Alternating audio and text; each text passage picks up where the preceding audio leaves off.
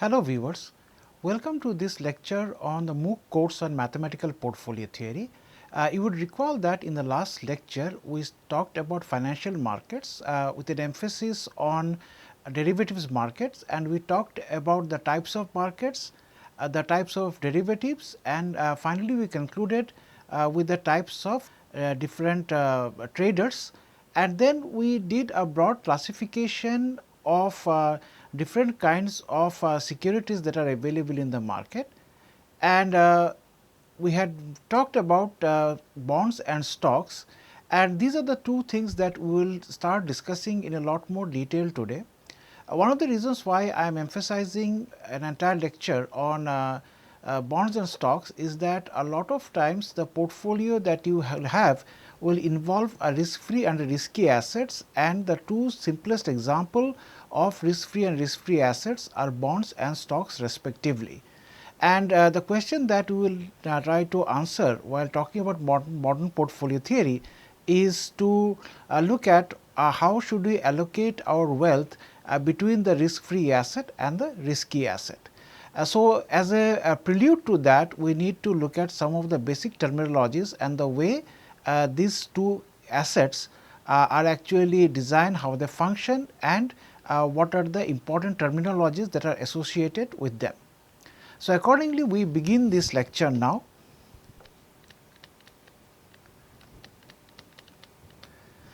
So, as I said that in today's class we focus on two basic securities, namely fixed income and equities. And in particular,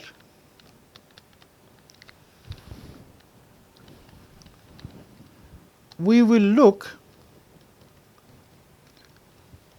at bonds and stocks respectively. So, let me first start off with a discussion on bonds. So, what is a bond? So, a bond is a security, and by security I mean it is a document that gives the owner the right to a fixed predetermined payment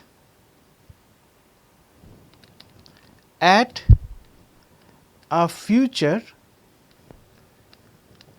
predetermined date called maturity. So, the amount of money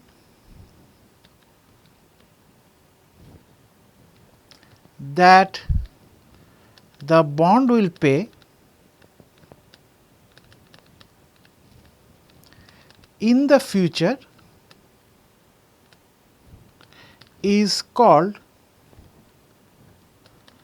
nominal value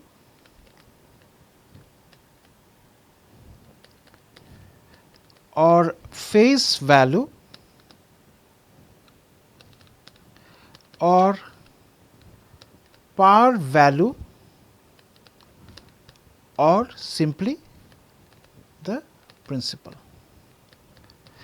So, just to recapitulate, what is a bond? So, bond is essentially a security or a document wherein the owner of the bond is entitled to a certain predetermined, that means it is specified at the time of purchase of the bond for a predetermined payment at a future time which is also fixed, and this future time at which this payment is received by the owner of the bond, that is what is known as the maturity of the bond, and the payment which is predetermined that is received at maturity, It has several nomenclatures, some of which are nominal value, face value, par value, or simply the principal. Now, as this suggests that here we can clearly see that as was the case with other financial instruments that we looked at earlier, there are going to be two parties to this particular arrangement. One which is going to receive this face value or par value or nominal or the principal at maturity, and the other that is going to pay this. So, accordingly we now introduced terminologies pertaining to the two parties who are a party to this arrangement known as the bond. So, accordingly a bond involves two sides. So, the first one is the party that promises to pay the nominal value is called the debtor. And secondly, the party that will get paid the nominal value is called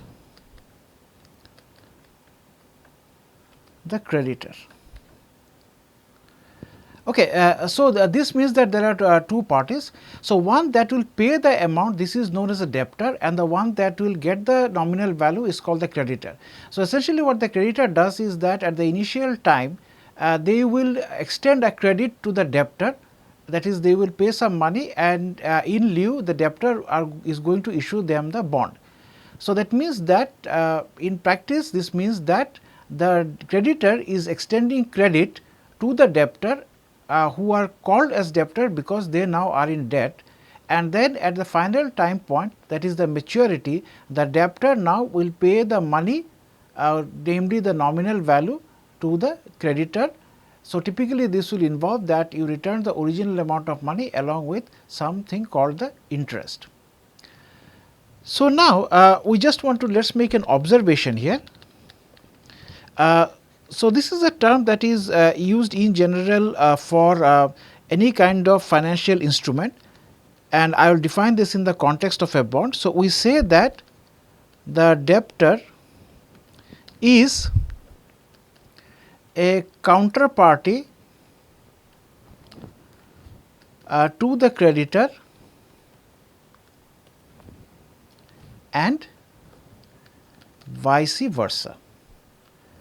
So, this means that we have this debtor and we have the creditor, and they are counterparty to each other.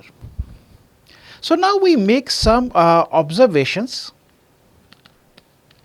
and also introduce a few more terminologies.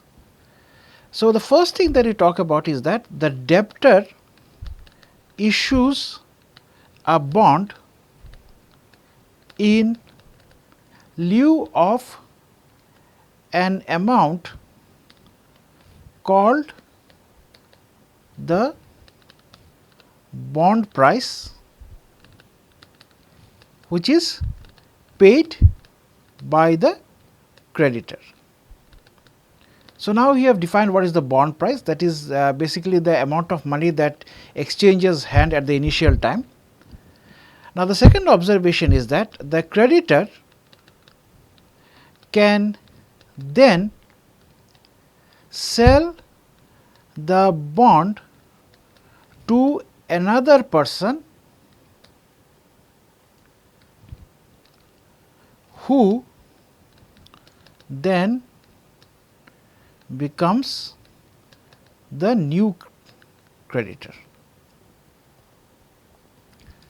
So, this means that suppose I have paid some money to a debtor, say this is person A and I am the creditor, and suppose that the maturity of the bond is 5 years. So, after 2 years I decide to sell the bond to some party B. So, what might happen is that the bond price might be 100 today and the maturity is 5 years. Then after 2 years, I might sell the bond to 100 for 120 to some party B. So, that means that the party B, they will pay me 120, and then I basically give them this document for the bond to party B and inform party A that they do not need to pay me the nominal value or the face value, but instead they need to pay this to party B. So, in that case, instead of me, under this arrangement, the party B becomes now the creditor or the counterparty to the debtor. The next point that I want to make is that the difference between the bond price that the creditor pays, remember that initially it is the creditor who pays to the debtor, and the nominal value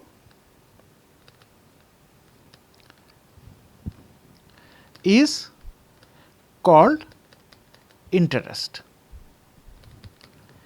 and the interest as a percentage of the total value is called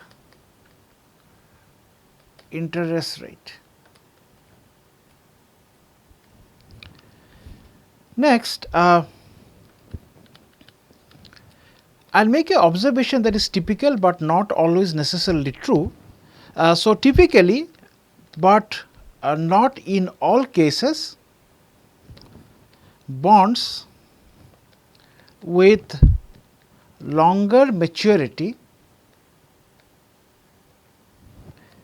pays a higher interest rate. So, for example, if we have a 10-year bond and a 5-year bond, it is more likely that the interest rate that is being paid on the 10-year bond is going to be more than that of a 5-year bond. Next observation, a bond is completely identified or characterized by two things, namely its interest and its maturity. So, one typical example of a bond is a fixed deposit. So, when you are looking at a fixed deposit, typically what you are going to look at is that what is the maturity or what are the different maturities that are being offered, and once you have identified the maturity for which you would like to invest, you then start looking at the interest rate or vice versa. So, this means that the two key things that are of interest when purchasing a bond is basically when you are going to get your money back, that is what is the maturity, and basically what is the rate of return that you are going to get, that is the interest, and these two things completely characterize a bond. Now, I am going to make an important observation that in principle a bond represents the paradigm of risk free securities in the sense that there is a guaranteed payoff at maturity that is known in advance.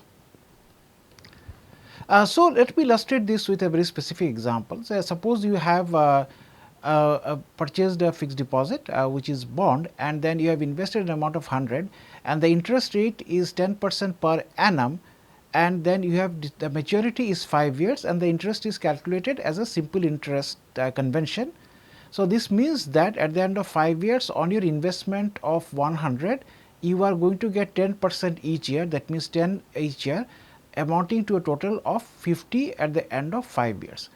So, in that sense a bond is said to be risk free because sitting at time t equal to 0, when you invest 100 in that bond, you know for certainty that at time t equal to 5 years, which is the maturity, you will receive a nominal value of 150 and nothing less or nothing more. So, in that sense and in that perspective, a bond is considered to be a risk free asset. However, bonds can do suffer from some kinds of riskiness that I will elaborate later in the lecture.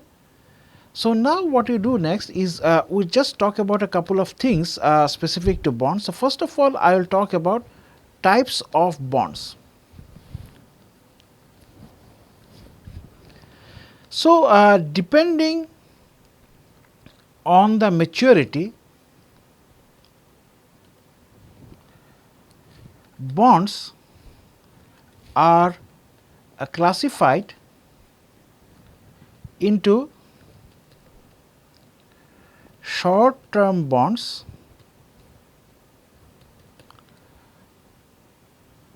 which are basically bonds of maturity no greater than 1 year and long term bonds. These are bonds of maturity exceeding 1 year. So, this was one classification that if the maturity of the bond is is 1 year or less, then we call it a short term bond, and if it exceeds 1 year, then we call them the long term bond. Another classification of bonds that we will look at is basically whether we are receiving one final nominal value or whether we are receiving periodic payments, and accordingly the bonds that involve only an initial payment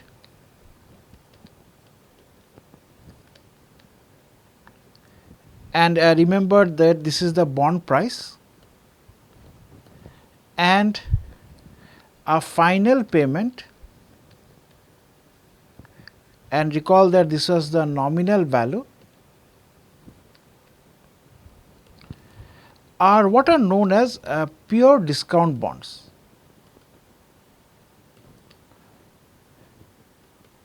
So, the reason that they are called pure discount bond is because that you make an initial payment, say you make a payment of 100 for a period of 5 years, and then at the end of 5 years you receive 150. So, if you take 150 and divide by 1 plus 0.1 into 5, then you get 100. So, that means the price of the bond can be obtained by just a single discounting of the nominal value, which is why they are called the pure discount bond, because it involves just one discounting resulting from just one final payment. However, the thing becomes slightly more involved if instead of just one nominal payment at the maturity, there is a series of payments that are happening between the time which you are purchasing the bond and the maturity.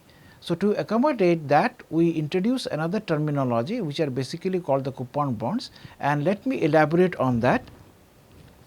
So, however, very often, and this is especially true with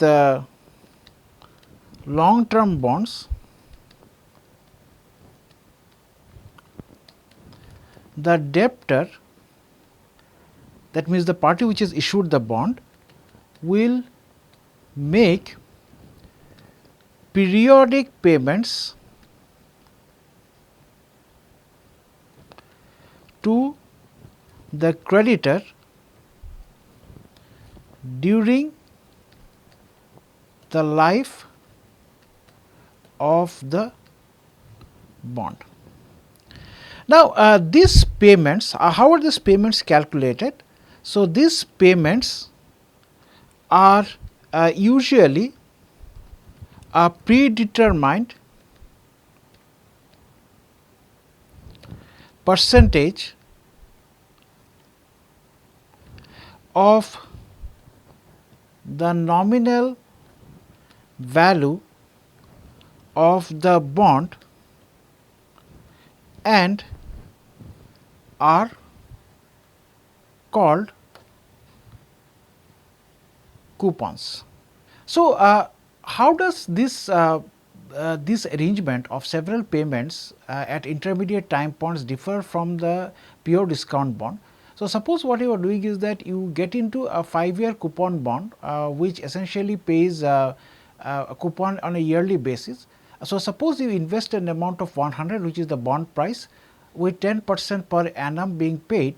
So, if this 10% interest that is being paid annually is paid actually at the end of each year instead of total amount of 150 at the end.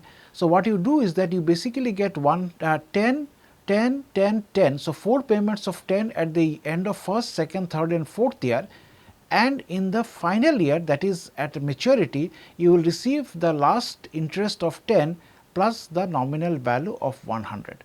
So, here the coupon payments are 10% of the nominal value of 100. So, a coupon bond involves coupon payments in the intermediate time points, and at maturity there are two things that are paid: the final coupon and the nominal value.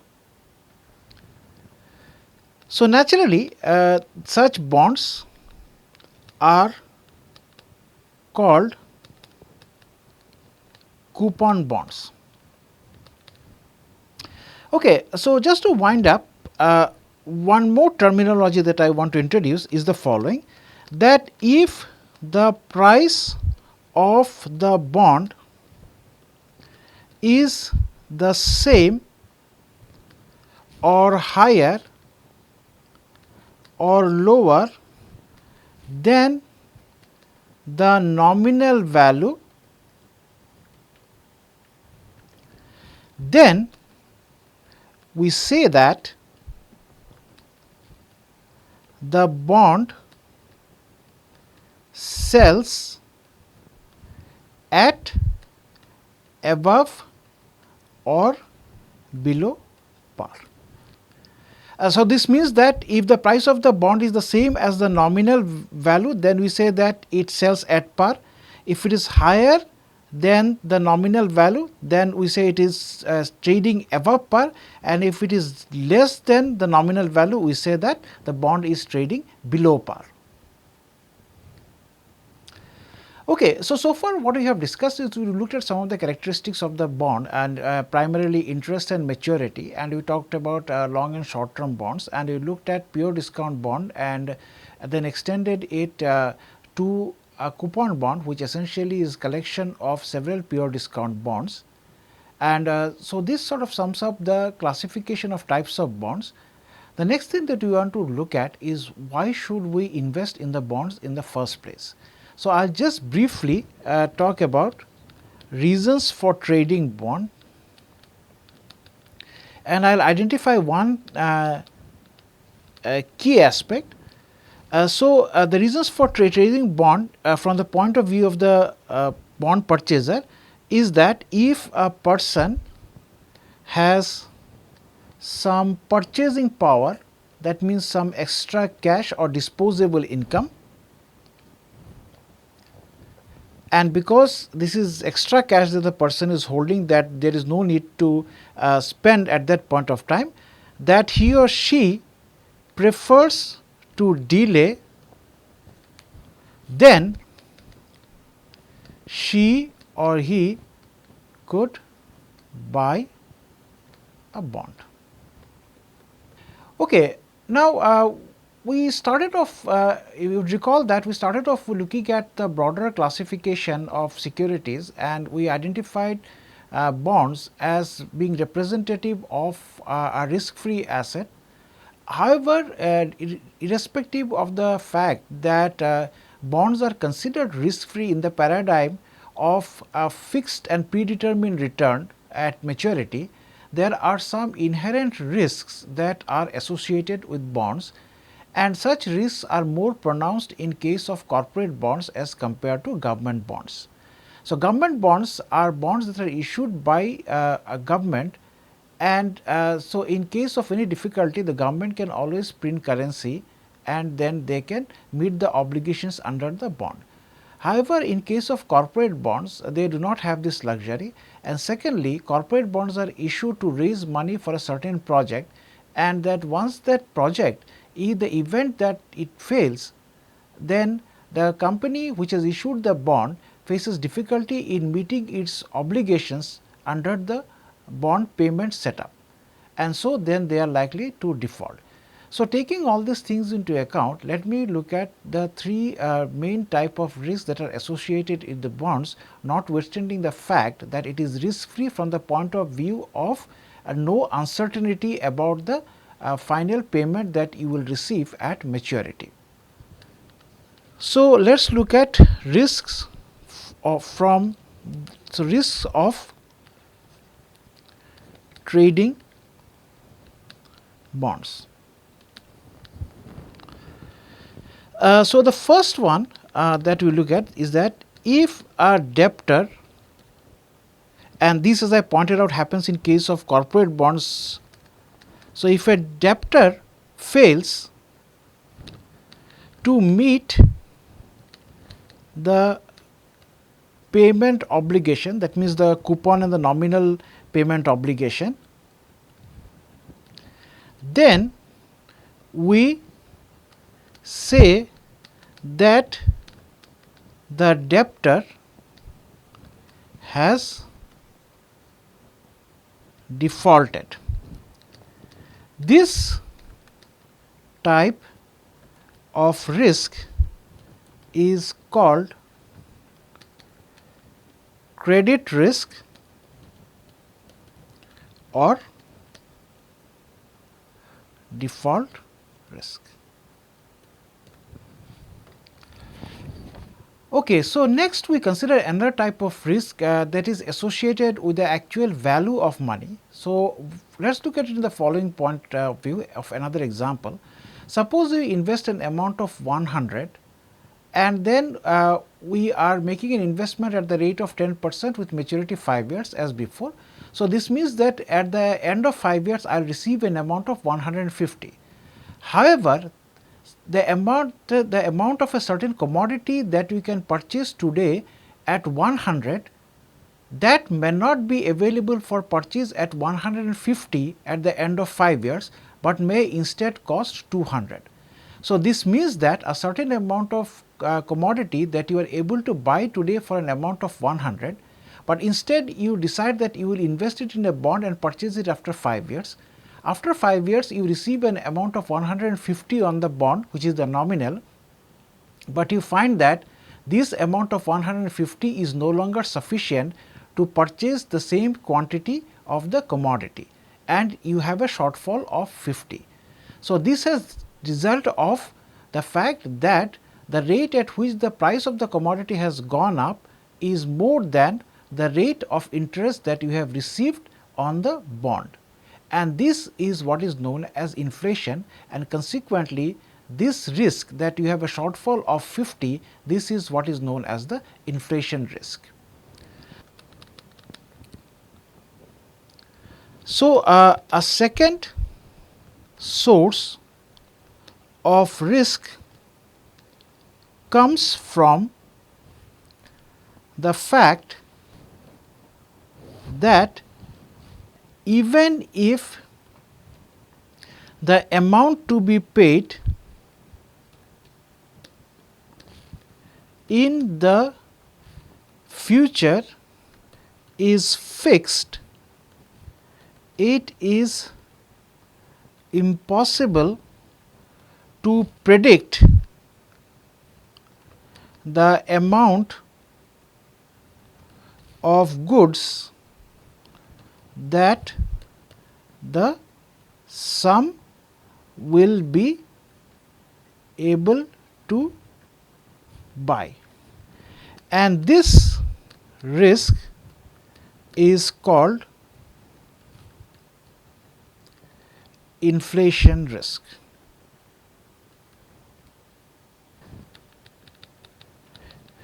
So, next we come to the last of the risks. So, a final source of risk is the one that arises when the creditor needs money before maturity and tries to sell the bond. Consequently, the risk of having to sell at a given time at low prices is called liquidity risk. So, let me explain this concept of liquidity risk again in the context of the previous example. So, you have purchased a 5-year bond with an amount of 100 and interest rate 10%. Suppose that after 2 years you need the money and you decide to sell off the bond, and basically then the party to whom you sell the bond, they become the new creditor for the debtor. So, what you expect is that since you are selling it after 2 years, then you should get 100, which is the original amount, plus the interest for 2 years, namely 120. So, then you will expect that the price of the bond that you receive by selling it to another creditor at the end of 2 years, that is going to be 120. But that price need not necessarily be 120 and will depend on the interest rate that is prevailing for 3 years, that is from time t equal to 2 to time t equal to 5 years at that point of time. Now, if the price of the bond is higher than 120, then you have benefited, but if the price of the bond that is 115, say for example, then you lose an amount of 5. So, basically you, by selling the bond, you are getting a lesser amount of money than what was accumulated by the bond as a result of the 2 interest that has happened at the end of first and second year. But since you do not have a choice, as you need the money, you have to sell the bond for an amount of 115, which is lower than 120. So, that means you are facing what is known as the liquidity risk, and this means the liquidity risk here means that inability to get an amount of money which you had anticipated that you will get at the end of 2 years, sitting at time t equal to 0. Okay, so this concludes our discussion on the risk free asset, namely the bond. Now, we look at the second asset that we will discuss in this class, and that is stocks. Stocks, as I pointed out, is a risky asset, and it is risky in the sense that unlike bonds, the return on it or the future payment that you receive on it as a result of your investment, which was fixed in case of a bond, in case of a stock this is actually uncertain, and that is what qualifies it as a risky asset. So, we start off our discussion on stocks. So, let me first define what is a stock. So, a stock is a security that gives the owner the right to a proportion of any profits that might be distributed rather than reinvested by the firm that issues the stock and to the corresponding part of the firm in case it decides to close down and liquidate. So, what is stock? The stock is essentially it's another document or a security where the owner of the stock has the following two rights. First of all, it's a right to any proportion of profits that the firm or the company that has issued the stock decides to disburse among the people who have purchased the stock rather than reinvesting. And secondly, it is the corresponding part of the firm in case it decides to close down and liquidate. So, let me illustrate this through an example. Suppose that a company or a firm issues stocks to 10 individuals, each of them paying an amount of 1000. So, the company raises a total amount of 10,000. So, suppose I have invested, I am one of the people who have invested an amount of 1000. At the end of 1 year, the company makes a profit of 2000 on this 10,000, and then what am I to do with this is that there are two things the company can do. Either they will take the amount of 2000 and then they will reinvest in the company, in which case I do not get anything, but my valuation of stock improves. But if the company decides to disperse the amount of 2000 to all those people who have invested in the stock, now since I have owned 10% of the company, so that means I will get 10% of this amount of 2000, which is 200. Now, the other scenario is that if the company for some reason is not doing well and decides to liquidate, and then the valuation at liquidation is only 5000, then again as the owner of the stock, I am entitled to 10% of that 5000, which means 500. So, just to sum it up, you are entitled to a proportion of the profits that is not reinvested, and also in the event of the closure of a company, you are entitled to the proportional valuation of the company that is received as a result of the closure and consequent selling of the assets of the company. Okay, so now we introduce a couple of more terminologies.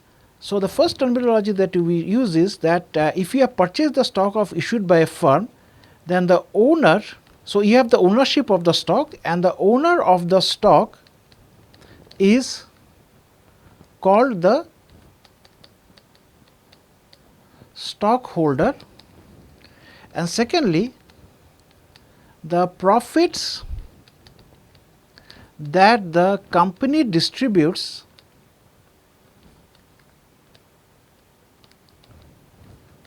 to the stockholders as defined in the previous slide are called dividends.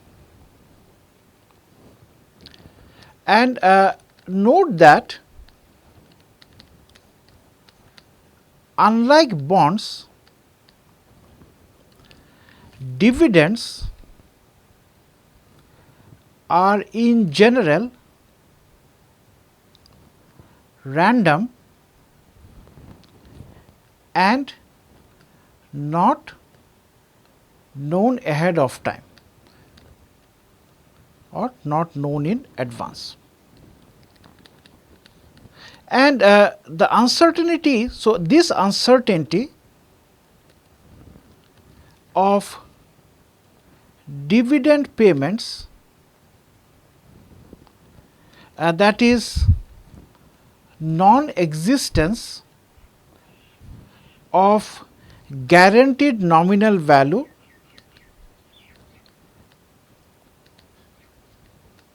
Remember that in case of bonds we had guaranteed nominal value, but it does not exist in case of stocks, and accordingly this is the key factor that distinguishes a stock from a bond. And the second observation that I want to make is that just like bonds can be sold to another creditor, likewise the stockholder can sell the stock to another person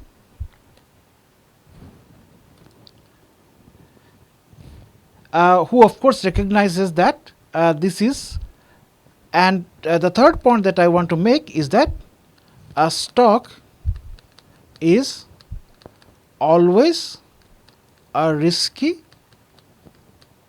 security. Now, the last observation that I had made is that the stock is a risky security. So, this means that if you are selling the stock to another person, you are likely to either incur a profit or a loss. So, this means that if you have purchased a stock for a certain price and you are able to sell it to another person at a higher price, then obviously you have a gain. But if that is not the case and you are compelled to sell it at a lower price, then you have incurred a loss. So, to summarize this, we make the following statement that due to the risk that I just mentioned, the buying of a stock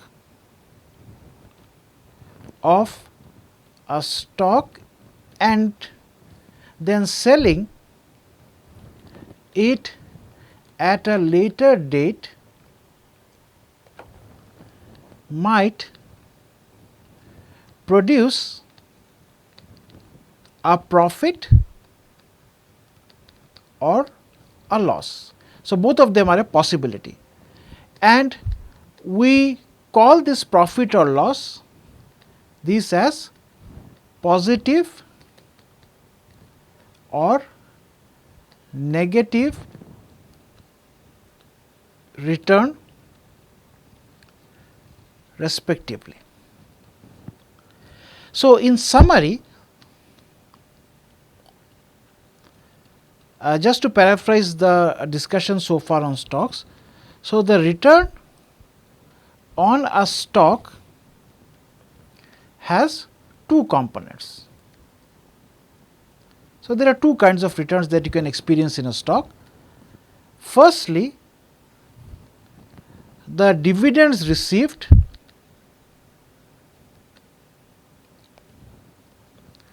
while you are in ownership of the stock, and secondly,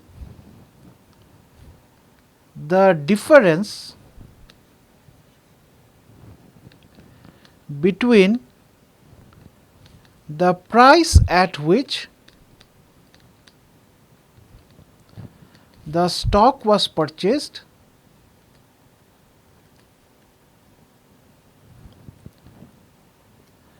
and the selling price.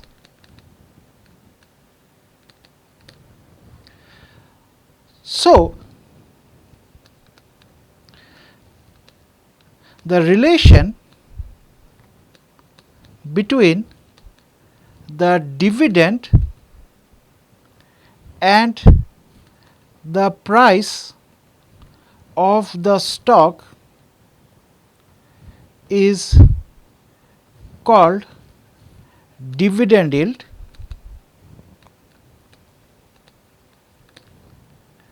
and secondly, the difference between the selling price and the initial price at which it was purchased is called capital gain or capital loss. So, to sum this up, basically there are two kinds of returns that you can get from a stock. One is basically a proportional share of the profits that you get, and this proportional share in terms of the price of the stock is what is known as the dividend yield. And secondly, when you decide to sell the stock, either you can sell it at a higher price or a lower price from which you had purchased, and these two cases respectively are termed as capital gain and capital loss respectively. So, that means the returns can either be a dividend yield, and in the second case it can be a capital loss or a gain. So, we now move on to the last topic for this class, that means the concept of long and short position, and in particular I want to emphasize the concept of short selling and you will see the importance of this later when you talk about modern portfolio theory, where the concept of short selling will essentially be equivalent to the setup where you own negative number of assets. So, when you first encounter this idea of holding negative number of assets, it might seem counterintuitive, and but it is justified in the sense that this kind of situation actually exists in the market, and this particular situation is what is known as the short selling. So, let me start the last topic, which is going short or long on a stock. So, suppose, so I begin with a motivation why this concept of short selling is exists in the first place. So, suppose that an investor believes that a stock is overvalued, that means its price is higher than it should be, but does not own the stock. So, then the investor can bet on her or his belief, and the belief that this is the stock is overvalued, by short selling the stock. So, what is this concept of short selling the stock? So, the concept of short selling the stock consists of borrowing the stock from someone who owns it and then selling it. The short seller has projected that the price of the stock will drop, and when it happens, he or she buys the stock at the lower price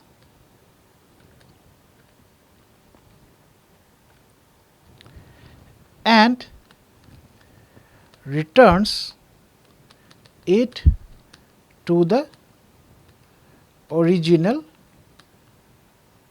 owner. The investor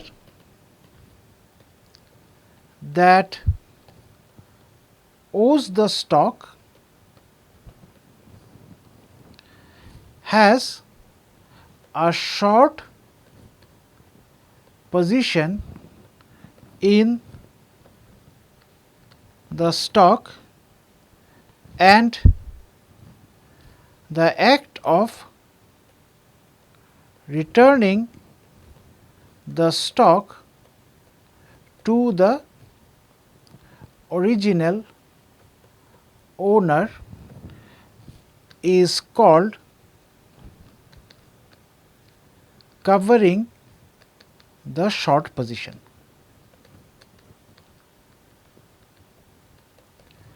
So, let me elaborate a little bit on this. Suppose that I am an individual investor who decides that observing the market pattern, I find that a stock is overvalued, that means it is priced higher than it should be, and then I expect that the market will correct itself and its price will come down.